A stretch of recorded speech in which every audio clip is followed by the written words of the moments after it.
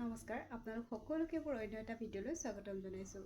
আজিতো দেওবাৰটো কাৰ কাৰ প্ৰিয় হয় বাৰু? মোক খুব ভাল লাগে জানেনে? দেওবাৰ দিনটো যেতিয়া আহে নহয় মানে মনটো কিবা এটা ভাল লাগি যায়। শনিবাৰ দিনটো অহাৰ লগে লগে ভাল লাগি যায় কাৰণ পিছদিনাখনটো বন্ধ থাকে, স্কুল অফিচ সকলোবিলাক বন্ধ থাকে আৰু কোনো ধৰণৰ ৰুটিন নাথাকে, দৌৰা-দৌৰি নাথাকে। সেইবাবে যথেষ্ট ভাল লাগে সেই দিনটো। আৰু বিশেষকৈ মই সোনকালে শুই উঠি খুব বেয়া পাওঁ। মই অকণমান দেৰিলৈকে শুই ভাল পাওঁ, কিন্তু এতিয়া আৰু উপায় নাই। বিয়া হোৱাৰ পিছৰ পৰা এইটো ৰুটিন সলনি হৈ গ'ল। ল'ৰা ছোৱালী ডাঙৰ হ'ল, এতিয়া পঠিয়াবলগীয়া হৈ যায় স্কুললৈ, সেয়ে অভ্যাস হৈ পৰিলে বাৰু। কিন্তু হ'লেও দেওবাৰটো অহাৰ লগে লগে মই কিন্তু অকণমান দেৰিলৈকে শুওঁ দেই। আৰু আজি কি স্পেচিয়েল বনাইছিলোঁ তাকে আপোনালোকক দেখাওঁ, আহক। আৰু আজি আমাৰ দেওবৰীয়া ভাত সাজ এনেদৰে ভাত আছিলে, লগতে এয়া চিকেন, আলু আৰু মাংস সাধাৰণকৈ বনোৱা। এয়া আছে গাহৰি মাংস, বাঁহগাজ দি একেবাৰে নাগা ষ্টাইলত বনাইছিলে মানুহজনে। আৰু এয়া দালি আৰু এইফালে চালাড। আজি আমাৰ দেওবৰীয়া স্পেচিয়েল ভাত সাজ এনেকৈ। স্পেচিয়েল বুলি ক'লে আমাৰ এইদৰে হয়, কাৰণ আমি সকলোৱে এনেদৰে চিম্পুলকৈ খাই ভাল পাওঁ। আৰু এয়া দেউতাকে আৰু জীয়েকে খাই লৈছে। মই অকণমান পিছত খাইছোঁ কাৰণ মোৰ ভোক লগা নাছিলে সেই সময়ত, কাৰণ মিস্কা ড্ৰয়িং ক্লাছৰ পৰা আহি পাইছিলে, সেইকাৰণে সিহঁতক খাবলৈ দি দিলোঁ। আৰু এয়া পিছত ময়ো খাই লৈছোঁ। এয়া চালাড লৈ লৈছোঁ আৰু মই চালাড খাই খুব ভাল পাওঁ। আচলতে চালাড যিমান খাব পাৰি সিমানেই ভাল আমাৰ স্বাস্থ্যৰ কাৰণে। আৰু এইফালে আছে দালি, আৰু দালি কোনেও নাখালে জানেনে, মইহে খাব লগা হ'ল।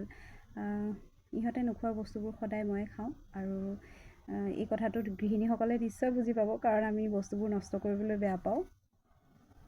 আৰু ভাত খাই কৈ আছোঁ আপোনালোকক আজিৰ দুপৰীয়া সাজ কেনেকুৱা হৈছিলে খাবলৈ। আৰু লগতে মই জলকীয়া আৰু কণ জলকীয়া লৈছোঁ। আৰু এয়া আছিলে পৰ্ক মই নাখালোঁ, কাৰণ দুবিধ মাংস একেলগে খাবলৈ মন নাযায়।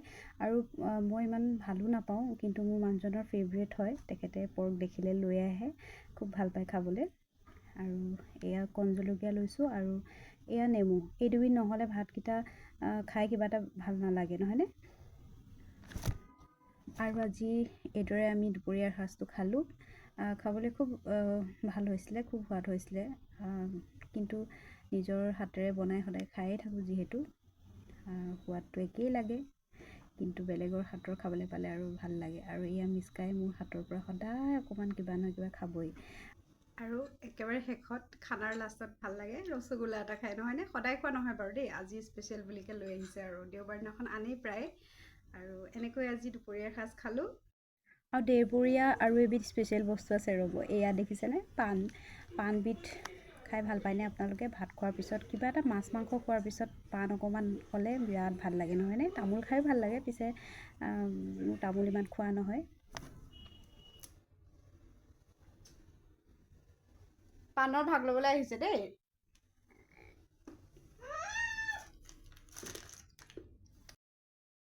পাণ খাই লৈ মোক কুৰকুৰি কৰি আছে, একদম থাকিব পৰা নাই। কেলে খাব লাগে?